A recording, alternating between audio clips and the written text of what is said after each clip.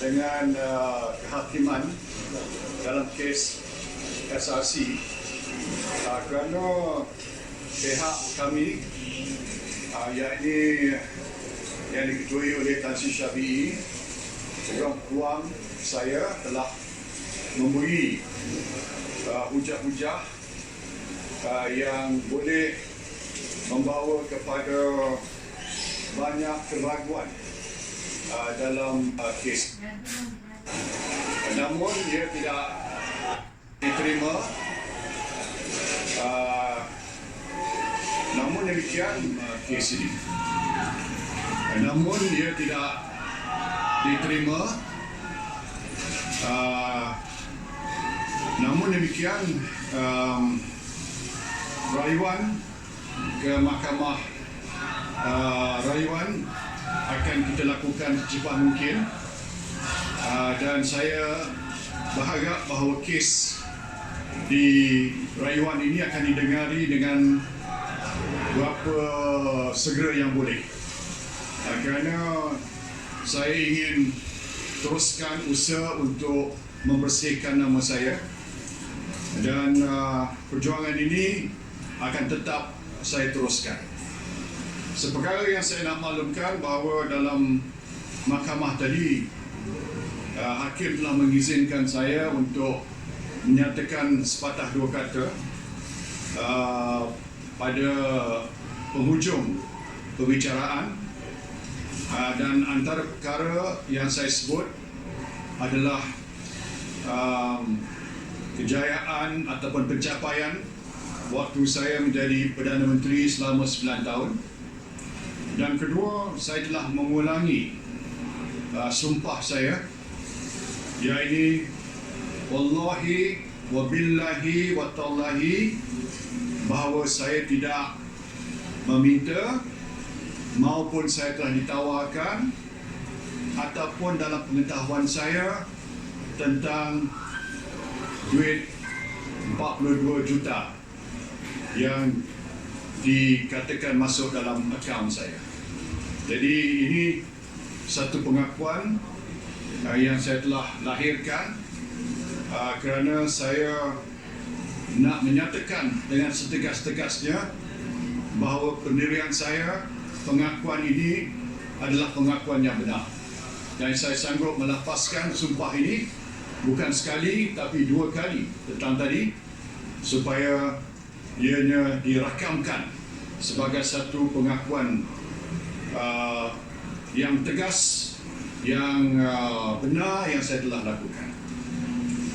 Oleh kerana kes ini dalam proses lanjutan di peringkat rayuan, saya tidak boleh cakap lebih lagi, tapi Tan Sri Syafiee, peguam saya, boleh menyatakan satu dua perkara tambahan.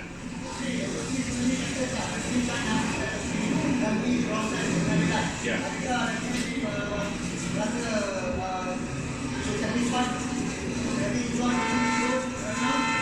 Saya tentu tak puas hati dengan keputusan. Saya dah nyatakan tadi. Tapi dalam sistem kita, mahkamah tinggi ialah mahkamah yang pertama, dan keputusan ini dibuat oleh seorang hakim saja. Kita ada benefit untuk buat rayuan di peringkat Mahkamah Rayuan, di mana di peringkat Mahkamah Rayuan ada 3 hakim. Mudah-mudahan di peringkat Mahkamah Rayuan nanti kita dapat memujahkan poin-poin yang boleh diterima nanti, insyaAllah.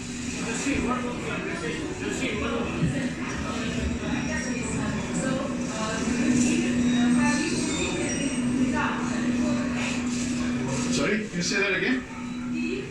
Can you open your name? Can't hear.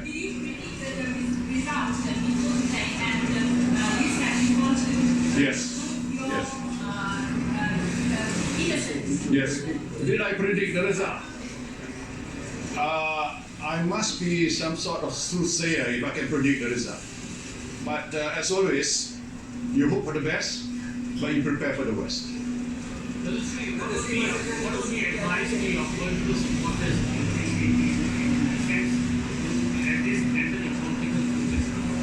No, because this is definitely not the end of the world. Because there's a process of appeal, and we hope that we will be successful then. So the effort will continue, and to my supporters, I hope they will continue to believe in me, believe in our struggle, and continue to be in positive and in high spirit.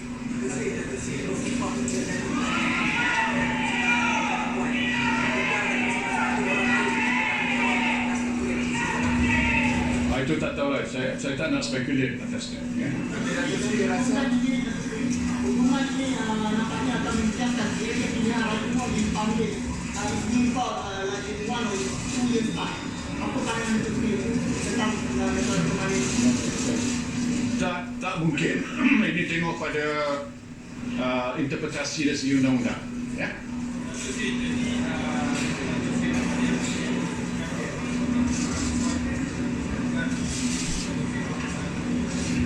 Tak tahu, tapi saya ni orang parti. Jadi saya akan patuh kepada apa-apa keputusan parti.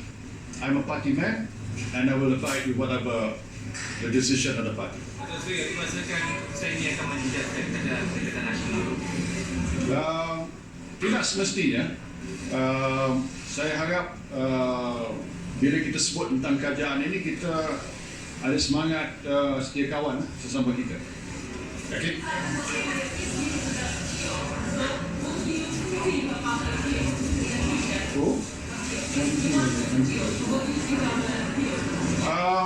We are always positive. We believe in our innocence. We believe that we have a strong case. But of course, we have to convince the judges. And we will do our best. Tan Sri Shafee will continue to lead the team, and he is very determined to get the outcome that we believe is only right for us.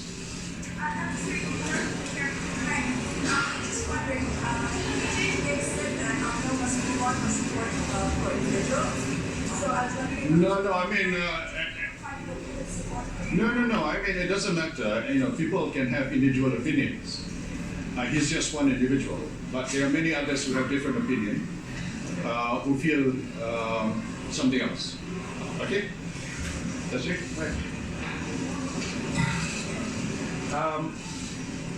Since Dato' Sri Najib has spoken in Malay, I will open up in English so that you have everyone here. But if you want to ask me in Malay, in the Malay language, you are most welcome, and I will answer you in the Malay language. Okay, as a statement, can I say this first? You know me too well. I work better under pressure. This is a serious challenge, all right? Although I'm disappointed, I'm not down. If there is a similarity between me and Dato' Sri Najib, we are identical in terms of working best under pressure. So I think our challenge on the appeal will be mounted in a higher format, in a higher gear, because we believe our case is strong from the very beginning. But we were troubled when the defense was called with the grounds that were provided, all right? Because the grounds does not seem, it is an honest judgment. Let me say this so that I don't get into trouble. Yeah? I think this judge is honest, but I think he honestly made various mistakes. Okay, and from the judgment in the at the defense, or rather at the prosecution stage, he has gone into the current final judgment, and we find that the error has compounded. Perhaps because he cannot unwind the reasoning that he has provided. Yeah? So I feel that we have got the strongest of chances to win the appeal. This is a case where the judge himself has said, in no uncertain terms, it is a case that provided factual metrics as well as the legal issues like no other cases before this. And when I say this is a case that's the biggest trial in the world. I'm not exaggerating. And there are several legal issues that you may want to consider in your assessment of what we are saying. This is the first case ever where a shadow director who's not a director of SRC is considered as a person who can call the shots over and above the board of directors. This is a principle I've never heard of before. Although shadow directors is a concept, but never applied in this form, especially in a criminal case. That's number one.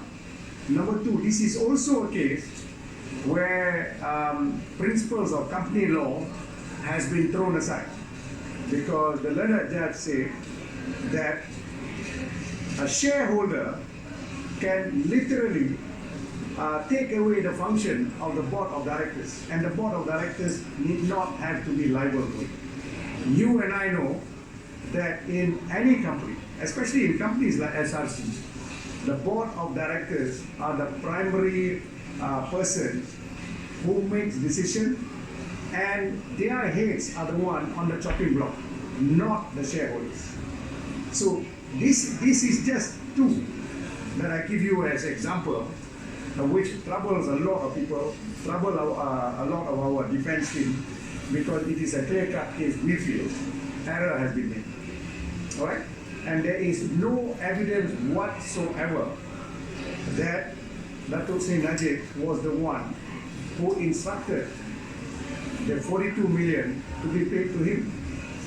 If it is a gratification, you may wonder how come the chart never say who paid the gratification to him, who agreed that he should receive the gratification.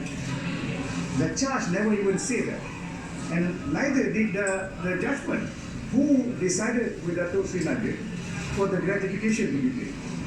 So these are just teasers to you, so that you think about it, how wrong, but honestly, the judge has come to make this decision. All right. So if you ask me, I feel that the fact that he found Datuk Seri Najib guilty of all 7 charges, to me, in a very black way, I am happy, because I've got a better chance, because he found all 7 guilty. He denied every single defense point has not been taken up by the learned judge.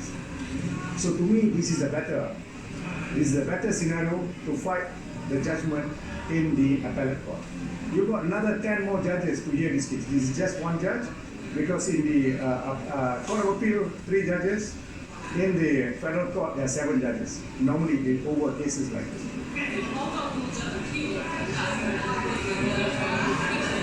I told the judge I would like to have this appeal within 3 months, the first round of appeal. Second round of appeal, perhaps the next 4 months.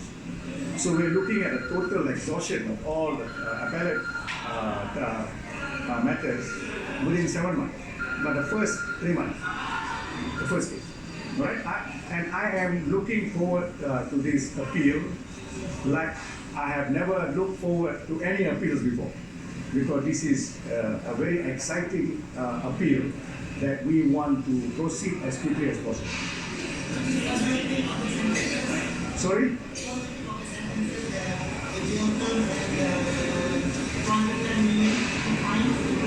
Okay. I don't think the judge has got a choice because of the views he has taken. The amount of money involved, no doubt, is only 42 million. It is not the 4 billion that we are talking about. But he is influenced by the fact that the abuse of power related to the 2 billion and the 2 billion, although the gratification is only 42. I think he is stuck with his own judgment, and therefore he came to that punishment that he handed down. We will of course appeal both on conviction as well as punishment. We think we got a good chance for both. Yeah. Sorry.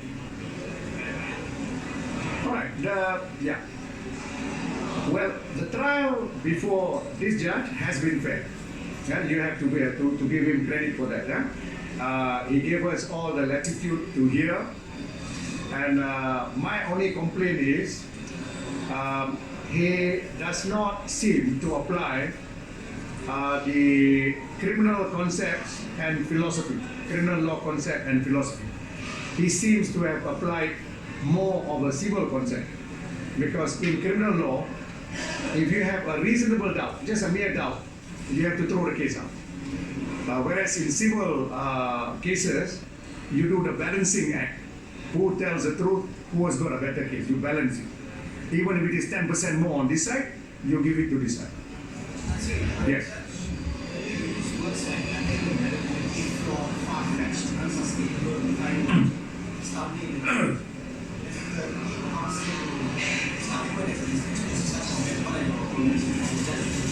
Okay. I find that is, how would I say, a fantastic sort of statement made by the judge, especially in the face of the following thing. For instance, you remember we led evidence by at least 4 witnesses, excluding Dato' Sri, that there was a meeting with King Abdullah. And at that meeting, there was a smaller meeting where personalities moved to the center of the hall. And King Abdullah, in the Arabic language, mentioned the help that he would render. And immediately after that, the help that he would render was, among other things, financial. Because on the way out, you remember there was evidence that Anifah Aman said so, Dato' Sri Najib said so, namely this, and Khair, the Minister Khair also said the same thing.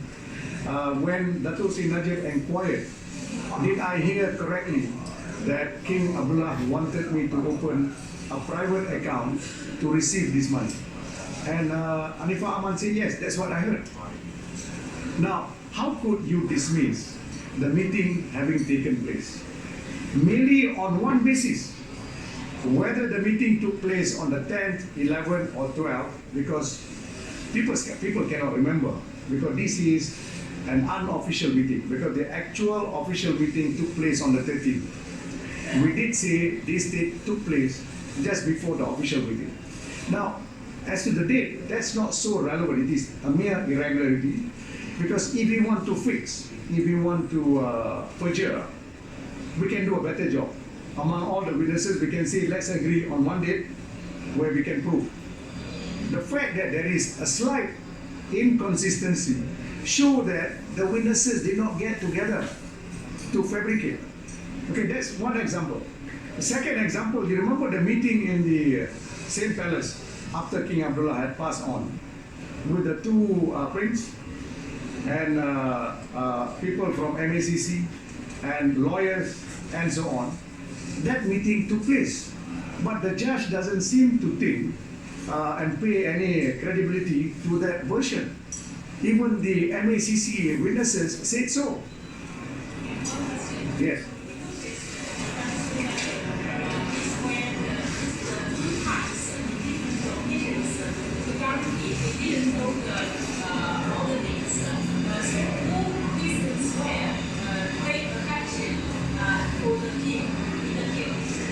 Can you repeat? Can you repeat? Don't wear that, please.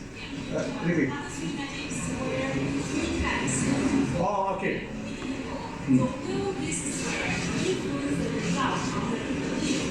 Well, it should, because if you know the Muslim philosophy and the religion, this is not something easy for any Muslim to swear by God's name. And that is a formula of taking an oath, because consequences if you lie is great. Muslims believe that. And Dato' Sri Najib said this, and there was another occasion, you remember Dato' Sri Najib went into the mosque and swore. That was about the Al-Tatumiyah matter. So he's prepared to do this because that's the truth. He goes towards credibility, whether you can believe a witness or not. These are some of the elements you look at. Okay? Any other question? Okay, thank you. Thank you. Thank you. Bye-bye.